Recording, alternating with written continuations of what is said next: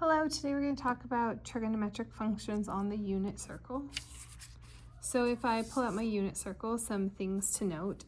Our points here, they are organized as cosine of theta, sine of theta. So the x value is the cosine and the y value is the sine. And then another thing, if we want to find our tangent, tangent is going to be the same as the sine over the cosine.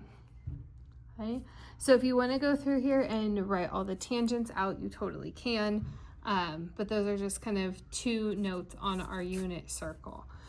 So our first problem here asks us to find the cosine of negative 180. So when we go on our unit circle, we would start at 0, and we usually work our way this way, okay, counterclockwise. If we want to go negative 180 degrees, we would start here, and we go back negative 180 degrees, and it wanted the cosine, which is the first line, so that cosine of negative 180 would be a negative 1. Okay. And then our secant of 90, well, our secant we know is 1 over our cosine. 1 over cosine. So I am going to find what my cosine is, and then I'm going to figure out what the secant is. So at 90 degrees, my cosine here is 0. Okay, so I would have my 1 over 0. That doesn't work. So the answer is going to be undefined.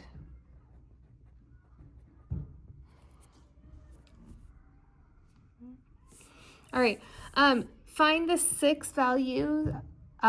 find the values of the 6 trig ratios for 135 degrees. So I can start on my unit circle here. 135 degrees is right here. So I know that my sine is square root of 2 over 2.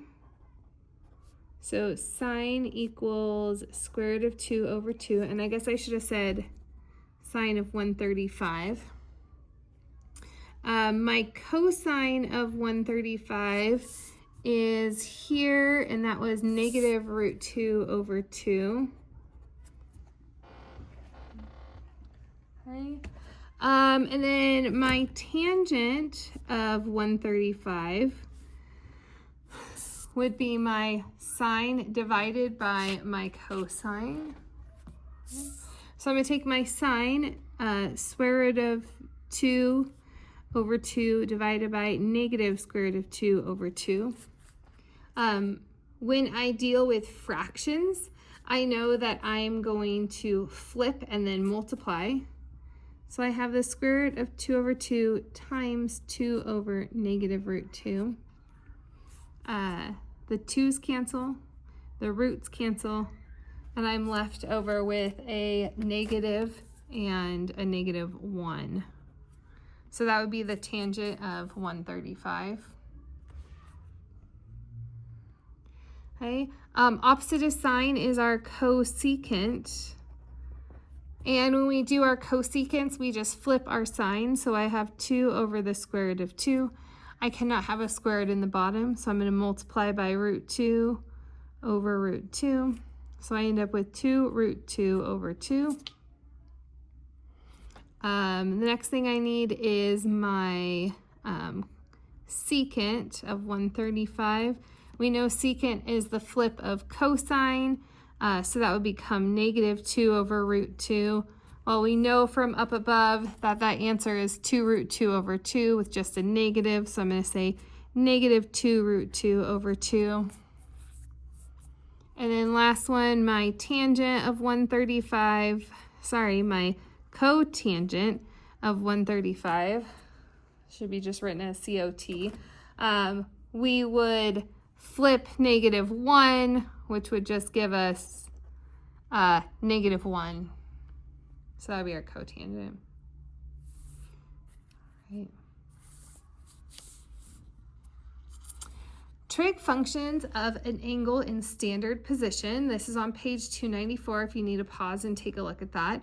But for any angle in standard position with a measure of theta here and a point of xy on its terminal side, so that's its ending side, and we know our radius, the trig functions are as follows. Okay, so our sine is going to be y over radius. Cosine is going to be our x value over the radius. Tangent's going to be y over x. Cosecant's going to be r over y. Secant's going to be just our flip here, r over x. And cotangent is going to be x over y. If I add our theta here, this would be our x, our y, and our r, because we're talking about this length of our radius there. Our unit circle, the length of that r is always 1. That's why we don't worry about it when we do our measures. Okay. So our problem asks us to find the 6 trig ratios for our angle in standard position. So we know we're going to be using this stuff up here. It says in standard position right here. Okay. If a point with coordinates 5, -12, that's going to be our x and our y, lies on the terminal side. Okay. So the first thing we're going to need to take a look at here is we have a triangle with points 5, -12. If I think about where this triangle is going to lay, so like I think of our coordinate plane here, I have 5 and then -12 somewhere down here. Okay. So maybe it's not really that long. So here's my angle. So I know I'm going over 5, that's my x value, and I'm going to go down -12, that's my y value. So now I need to find what this r is going to be. So I'm going to solve that. I have a right triangle, so I can use my Pythagorean theorem. So I'm going to say 5 squared plus -12 squared equals r squared. See if I can get a better pen. Okay, and then I'm going to solve that. So I have 25 plus 144 equals r squared. That one's not any better at all. Okay. That'll be 169 equals r squared. Square root of that. So my r length is 13. Your r is never going to be a negative. Okay, so I have here my x, my y, and my r.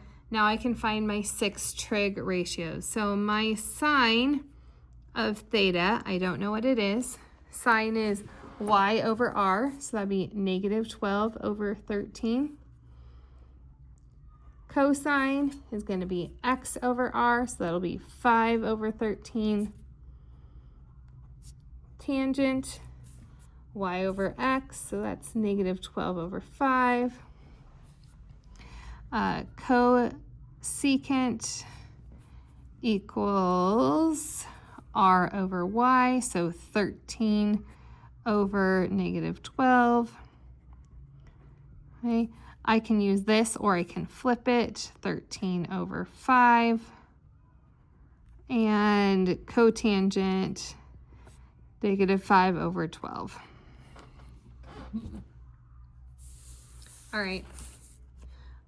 Last one. Says, suppose theta is an angle in standard position, okay, so stuff we just learned about, whose terminal side lies in the 3rd quadrant. All right, let's think about that.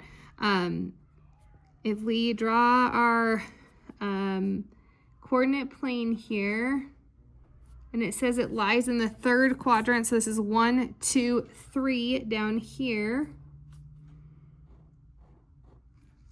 So that's how our angle is going to look. Our sine is -4/5. So I'm going to say sine of theta equals -4/5. Up above, I know my sine is y over r. So I know my y value is going to be -4. My r is 5. Because r's can never be negative, that's why I know that that is attached there.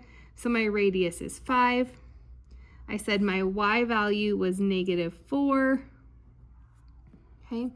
Find the values of the remaining trig functions. Well, I can just use my Pythagorean theorem to find my x, and then that will help me to find everything else I need to know here.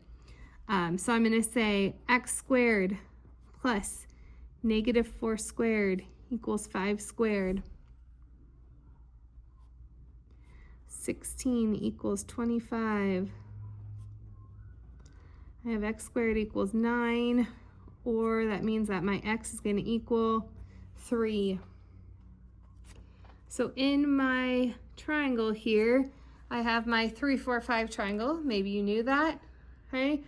Something to take a look at. If I know right here that this is going to be in this direction, I know that that x should actually be a -3.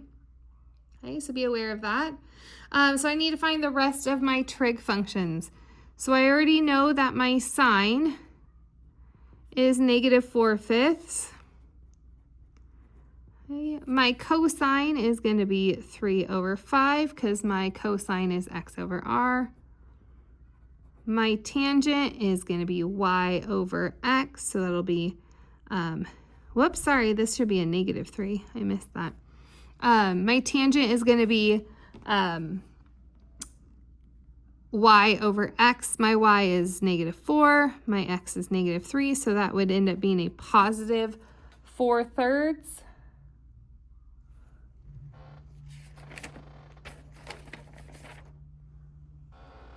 Okay. My cosecant, I'm going to just flip this, -5/4.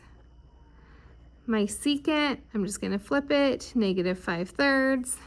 And my cotangent, flipping it to 3/4. Okay. All right, so this assignment is page 296, 15 to 43 odd, and 60.